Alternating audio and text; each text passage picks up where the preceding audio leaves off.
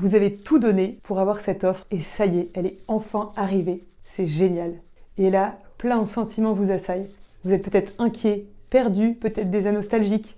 En bref, vous avez besoin d'aide pour savoir si vous allez accepter ou non cette offre. Bonjour, je suis Violette, associée chez Ignition Programme et dans cette vidéo, je vais vous aider à discerner si oui ou non il faut dire oui à cette offre.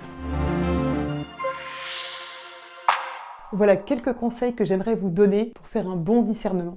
Mon premier conseil serait de prendre le temps, mais pas trop. Peut-être quand vous recevez une offre, ce que vous pouvez faire, c'est vous fixer un délai raisonnable de réponse en lien avec le recruteur qui vous a fait l'offre.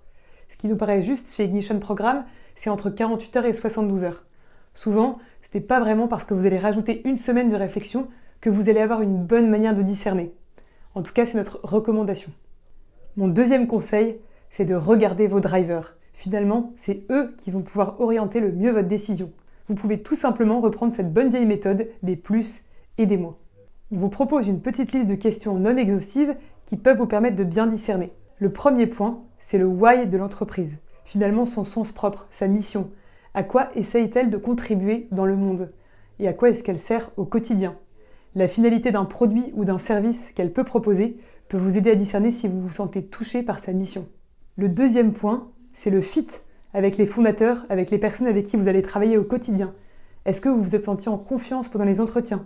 Est-ce qu'il y a eu une bonne entente? Est-ce qu'il y a encore des doutes sur la capacité à collaborer ensemble? C'est un point absolument crucial. Au-delà de l'entente, il y a ce sujet plus profond, ce sujet des valeurs. Est-ce que vous avez pu cerner pendant les entretiens quelles étaient les valeurs portées par les fondateurs, les valeurs concrètes incarnées dans l'entreprise? Cela peut être également un bon moment pour vous poser la question de quelles sont vos valeurs à vous, et est-ce que vos valeurs et celles de l'entreprise que vous allez rejoindre matchent pour de vrai. Ensuite, il y a la marge de manœuvre dans le poste et les perspectives d'évolution. Quelle est la taille de l'équipe? Quel est finalement votre rôle et vos missions? À quel point vous avez un périmètre qui vous permet de grandir, d'évoluer et de bouger? C'est un point assez fondamental pour savoir si vous allez pouvoir vous projeter à long terme dans cette entreprise. Il y a la question du package, parfois un peu épineuse. Est-ce que le package qui m'est proposé me permet de me sentir rétribué à ma juste valeur par rapport à mes compétences? Est-ce qu'il me permet également de vivre sans stress?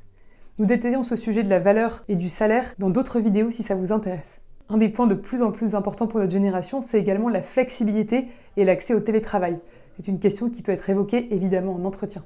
Enfin, j'ai rencontré trop de candidats qui ne prenaient pas assez en compte leur contexte actuel. Burn-out, congé maternité, déménagement, sujets familiaux un peu en tension. Évidemment, tout ce contexte que vous vivez peut vous donner des indications énormes sur le poste ou non que vous devez choisir. Il doit être pris en compte pour que vous soyez bien dans vos baskets au quotidien.